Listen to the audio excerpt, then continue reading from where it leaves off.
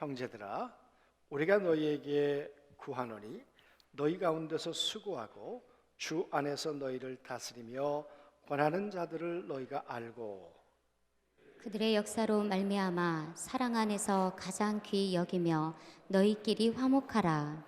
또 형제들아, 너희를 권면하노니 게으른 자들을 권계하여 하며 마음이 약한 자들을 격려하고 힘이 없는 자들을 붙들어 주며 모든 사람에게 오래 참으라.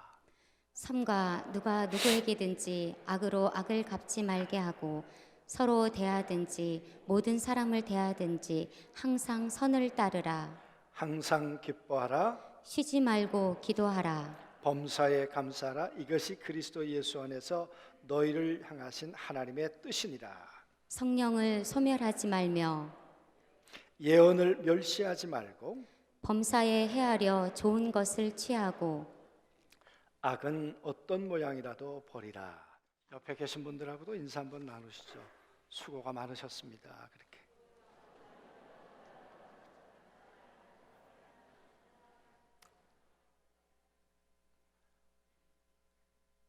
한 해 동안 수고 많으셨고 오늘 또 예배의 자리에 나오시는 것도 보통 수고가 아니면 또 이 자리에 나오실 수 없었을 텐데 이 자리까지 나온 것도 수고하셨고 또 이 모든 수고가 하나님 앞에 감사가 되고 예배가 될 줄로 믿습니다. 우리의 몸이 지탱하고 살아가는데 세 가지 요소가 있다. 우리가 늘 그런 얘기 들었습니다. 탄수화물이 필요하고요, 또 지방이 필요하고 단백질이 필요하다. 그렇다면 성도가 어려운 현실을 이겨내는데 꼭 필요한 게 뭘까? 견디기 어렵고 극복할 수 없고 내 한계 부딪힐 때 이걸 이겨낼 수 있는 그 필수 요소가 있다면 뭘까? 여러분, 그런 생각을 가지고 오늘 말씀을 같이 한번 보았으면 좋겠습니다. 여러분, 우린 한 해 동안 만만치 않은 시간들을 보냈습니다. 정말 지금까지 경험해보지 못했던 그런 팬데믹이라고 하는 그런 현실이 2월 달부터 지금 11월 달까지 우리를 불안하게 했습니다. 우리를 두렵게 했습니다. 얼마나 많은 부자유가 우리에게 주어졌는지 모릅니다. 내일은 나사렛 대학에서 그동안 후원해 주신 분들 모셔서 식사라도 한번 대접하고 또 후원 행사를 감사 행사를 하려고 했는데 갑자기 천안 아산이 또 확진자가 많이 나오는 바람에 부득불 취소를 안 하면 안 되는 그런 상황이 되었습니다. 도무지 오늘도 내일도 예측할 수 없는 그런 나날들을 살고 있는 것이 우리들의 현실입니다. 그런 현실 가운데 우리는 어떻게 살아야 될까? 그 말이죠. 여러분, 오늘 데살로니가 교회에 대한 이야기인데요. 이 교회는 어떻게 시작되었고 또 이 교회의 성도들의 상황은 과연 어땠을까?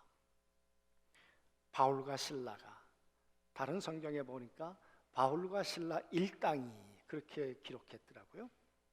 그들이 데살로니가에 갔습니다. 이 지역을 마게도니아 지역이라고 하는데요, 빌립보도 마게도니아입니다. 그런데 빌립보가 수도가 아니고요, 마게도니아 지방의 수도는 데살로니가입니다. 그 데살로니가에 약 한 20만 정도가 사는 도시라고 그렇게 말을 합니다. 그 가운데 반 정도가 유대인이었다.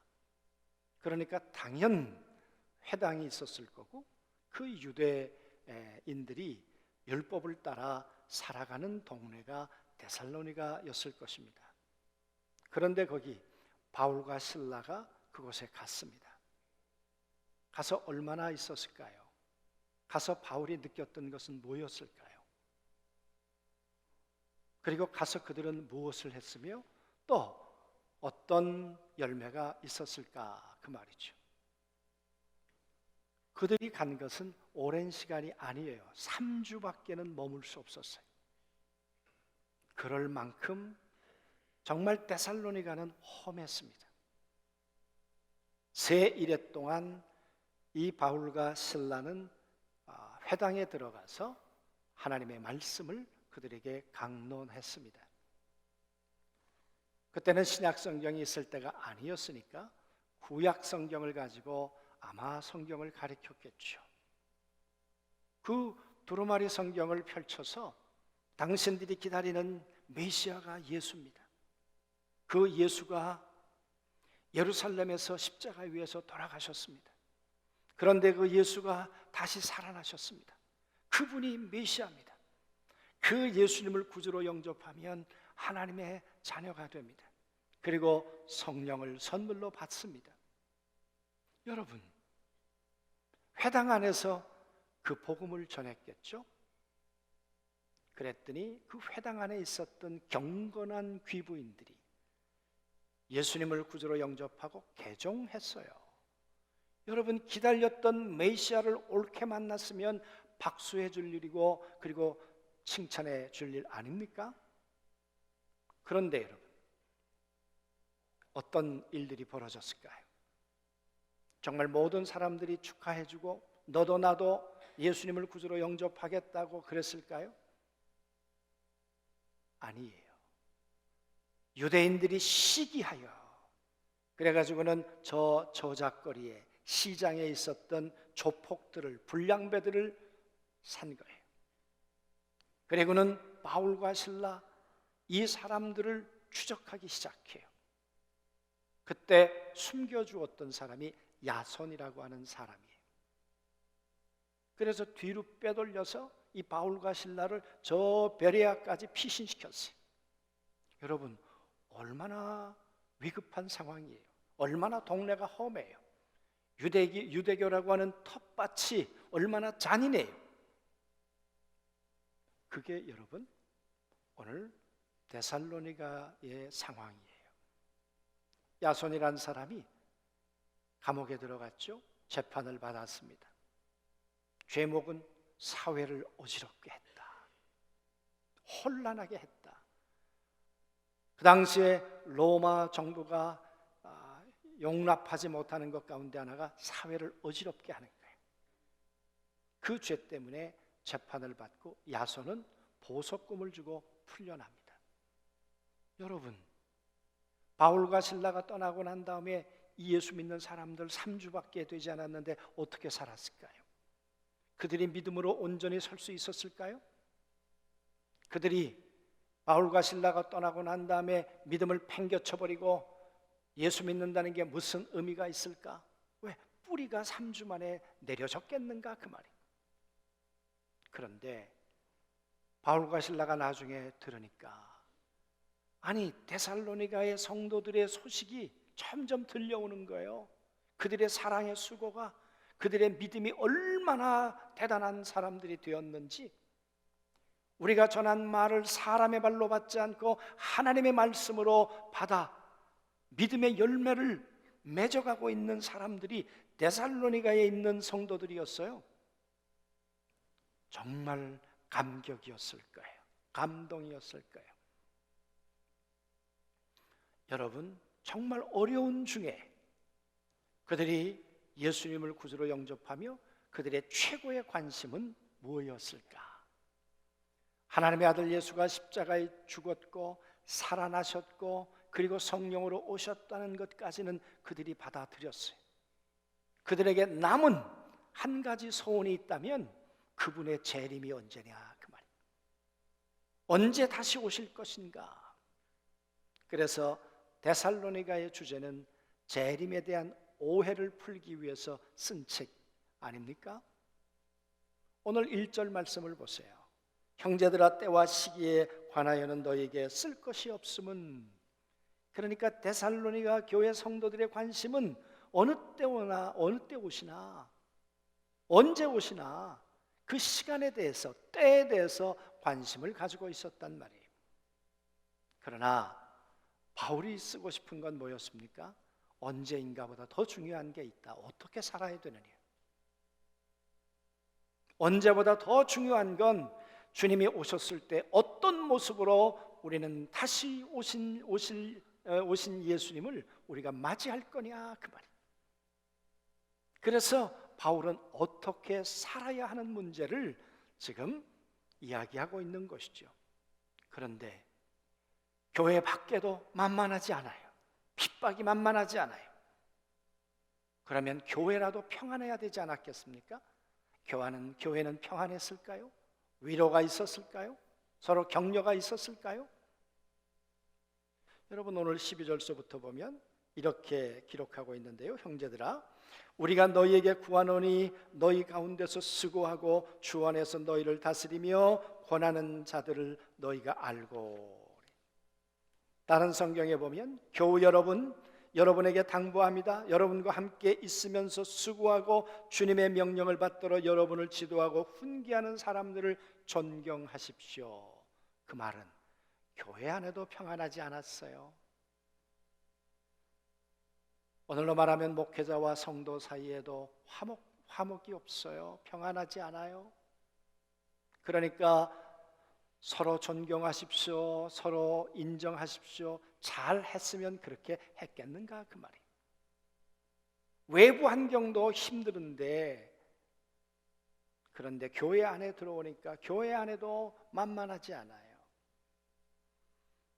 그들이 하는 일을 생각하고 그들을 사랑하고 극진히 공경하십시오. 그리고 서로 화평하게 지내십시오. 교회 안에도 불화가 있고 교회 안에도 갈등이 있고, 그게 고린도 교회의 모습이었습니다. 그뿐이었을까요? 또 형제들아, 너희를 권면하노니 게으른 자들을 권계하며. 예수 믿고 다 부지런히 서로 섬겨서 다른 사람들에게 피해를 주지 않으면 좋겠는데, 같이 뭘 하자 그러면 남들 다 일 끝난 다음에 그저 얼굴만 빼꼼 내밀고 생색은 다 내려고 하는 그런 게으른 사람들은 없었을까, 그 말이에요. 미운 사람들은 없었을까, 그 말이에요. 의무는 안 하면서 권리만 주장하는 사람들은 없었을까, 그 말이죠. 그래서 그런 게으른 사람들을 권면하십시오. 그런 사람들을 훈계하십시오. 여러분, 훈계를 받아서 고쳐지면 좋겠지만 당신이 뭔데? 왜 우리에게 이런 훈계를 하는가? 만약에 받아들이지 않는다면 그건 또 다른 갈등의 이유가 되겠죠, 여러분. 그게 데살로니가 교회의 모습이었어요. 그리고 마음이 약한 자들도 있었고 힘이 없는 자들도 있었고, 예수 믿고 담대하고 힘 있고 그리고 용기 있게 그렇게 당당하게 살았으면 좋겠는데, 뭐 하자 그러면 못한다 그러고 할 수 없다 그러고 두렵다 그러고 늘 입을 열면 믿음 없는 소리, 그런 소리만 가득 들려오고 있었을 때가, 오는 때가 데살로니가 교회의 모습이었다고 한번 생각해 보자, 그 말이에요. 밖에도 안에도 평안하지 않은 거예요.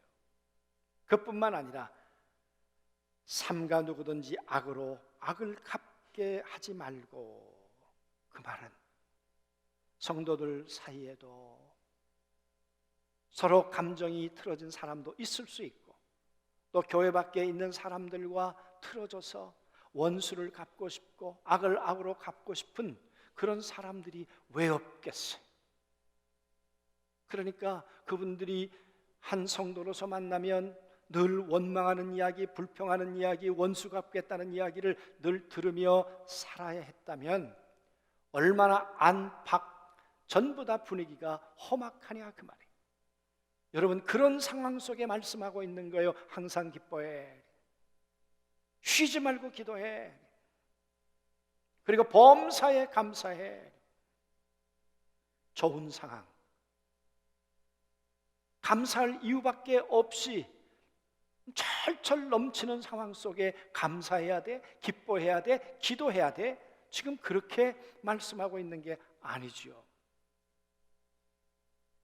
예수 믿는다는 이유 때문에 핍박당하고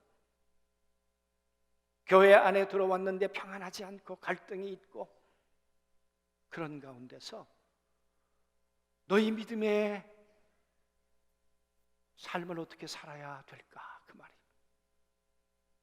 건강의 3요소가 있어야 되는 것처럼 너희가 하나님의 사람으로 살아가야 할 중요한 영양소가 있다면 뭘까? 그 말이에요.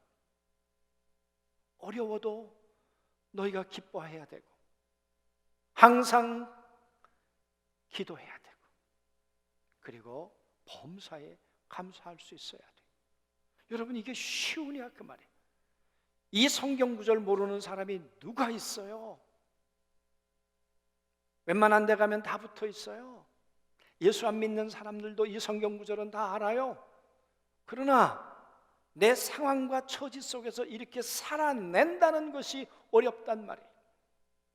사람들 보면, 상황을 보면, 처지를 보면, 내 가난을 보면, 내 병든 모습을 보면 아닌 거예요.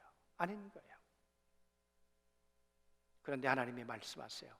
내 뜻이야, 내 의지야, 내 명령이야. 이건 너희들의 상황과 상관없이, 너희의 처지와 상관없이 하나님의 뜻이니라, 하나님의 의지니라. 여러분, 데살로니가 교회 성도들이 과연 어떻게 해야 될까 그 말이에요. 오늘 우리들은 어떻게 해야 될까 그 말이에요. 아무리 보아도 감사가 안 나오는데, 아무리 보아도 기뻐할 마음이, 아무리 보아도 기도가 막히는데 왜 이렇게 하라 그러셨을까요, 여러분? 왜 상황은 아닌데, 처지는 아닌데 그럼에도 불구하고 감사하고 기뻐하고 기도해야만 한다고 하나님이 말씀하셨을까? 그건 그 다음 구절이에요. 성령을 소멸치 말고. 너희가 어떤 사람들인데 예수를 믿고 너희 안에 이제는 하나님의 생명이 성령으로 머물고 계신 하나님의 거룩한 성전이잖아. 성전 안에 성령이 떠나고 불평만 가득 찬다면 그게 성전일까? 하나님의 거룩한 성령이 떠나고 원망만 가득 차면 그것이 하나님의 성전일까? 너희가 하나님의 거룩한 백성이잖아. 하나님의 거룩한 성전이잖아. 이제 너희 안에 성령이 소멸되면 안 되잖아. 너희 안에 성령이 떠나면 어떻게 될까? 성령이 떠나면 내가 떠나는 거야. 내가 너희와 함께 할 수 없어. 나는 너를 돕겠다고 하나님의 보좌를 버리고 이 땅 가운데 오셔서 널 위해 채찍맞고 징계를 받고 널 위해 십자가에 죽었어. 그리고 살아나서 성령으로 너희 안에 다시 와서 내가 너희와 함께 살아주며 너희의 약함을, 너희의 실패를, 너희의 삶의 미래를 내가 새롭게 조성하고 만들어 가려고 나는 너희 가운데 함께 살려고 왔잖아. 그런데 내가 떠나면 너희 어떻게 살라고 그래? 하나님의 안타까움이 있는 거예요. 기도하라고 하는 말 속에 나를 버리면 안 돼, 그 말 아니겠습니까? 우린 사무엘상 16장 말씀을 잘 기억합니다. 이스라엘의 초대 왕이었습니다. 대단한 왕이었습니다. 가문의 영광이고 그 시대의 모든 사람들이 주목했던 사람이 사울 왕이었습니다. 그런데 16장 1절에 그에 대해서 이렇게 기록되어 있습니다. 하나님의 영이 떠나니. 왕이었지만 하나님의 영이 떠났습니다. 하나님의 사람이었는데 하나님의 영이 떠났습니다. 하나님의 성령이 소멸됐습니다. 인간은 하나님의 성령을 모시고 성령을 따라 함께 동행할 수도 있지만 하나님의 성령이 떠날 수도 있습니다. 하나님의 영이 떠나니 악신이 그를 번뇌케 하니라. 하나님의 영이 떠나는 걸로 끝난 것이 아니라 그의 영혼을 악한 영이 지배하면서 그를 괴롭게 하고 그를 고통스럽게 하고 그의 생각과 마음을 비틀어 살아가도록 만들어서 결국은 그의 인생은 점점 나락으로 떨어지기 시작하다가 그의 인생의 끝은 비참하게 그의 사랑하는 자녀들과 함께 전쟁터에서 인생을 마감하게 됩니다. 그 원인은 어디에 있었습니까? 하나님의 영이 떠나니. 그래서 하나님 말씀하시는 거예요. 내가 성령이 떠나면 안 돼. 만약 너희가 감사하지 않는다면, 너희가 기도하지 않는다면, 너희가 기뻐하지 않는다면 나는 너희와 함께 살 수 없어. 나는 너희의 기쁨을 통해, 나는 너희의 기도를 통해, 나는 너희의 감사를 통해 너희와 함께 동행할 수 있거든. 감사하지 않는 것은 성령을 떠내보내는 일이에요. 감사하지 않는 것은 하나님의 거룩한 성령의 능력의 족쇄를 채우는 일이에요. 그래서 말씀하는 거죠. 성령을 소멸하면 안 되잖아. 그 뒤에 말씀해 보니까 예언을 멸시하지 말고, 예언을 멸시하지 말라는 이야기는 성령의 감동을 받아 전하는 말을 멸시하지 말아야 돼. 여러분, 우리는 예수 믿어 하나님의 거룩한 성령이 우리 안에 내주하는 사람일 뿐만 아니라 이제 천지를 지으신 하나님의 언약의 말씀이 우리 안에 약속으로 있는 사람들이잖아요. 창세기에 흑암과 혼돈과 공허가 있었습니다. 그런데 흑암과 혼돈과 공허, 그 세상이 어떻게 아름다운 세계로 바뀌던가요? 하나님의 신이 운행하고 계셨습니다. 여호와께서 말씀하시니 어둠이 빛이 되니라. 여러분, 사람의 말씀이 아닙니다. 하나님의 말씀입니다. 어둠을 빛으로 창조하신 하나님의 말씀이고, 혼돈을 질서로 창조하신 하나님의 거룩한 성령의 역사입니다. 오늘 우리의 현실이 암담해요. 우리의 현실이 너무 참혹해요. 흑암과 혼돈이에요.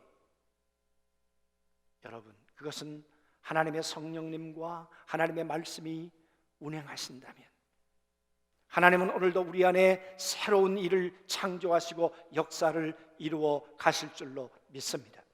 그래서 성령을 소멸하면 안 돼. 하나님의 성령으로 주신 말씀을 너희가 빼앗기면 안 돼. 잃어버릴 게 따로 있지, 포기할 게 따로 있지. 그래서 내가 너희와 함께 살 수 있는 3요소가 있어. 기뻐해야 돼, 기도해야 돼, 그리고 범사에 감사해야 돼. 사랑하는 성도 여러분, 정말 감사가 안 나올 일이 많죠. 상황이 많죠. 그러나 생각해 보십시오. 내 감정대로 살다가 성령을 잃어버릴 것인가? 상황을 쳐다보다가 하나님의 말씀을 내가 잃어버릴 것인가? 하나님의 말씀 없이, 성령 없이 내 생각과 내 감정으로 내 인생을 만들어 갈 것인가? 여러분, 어떻게 사시겠어요?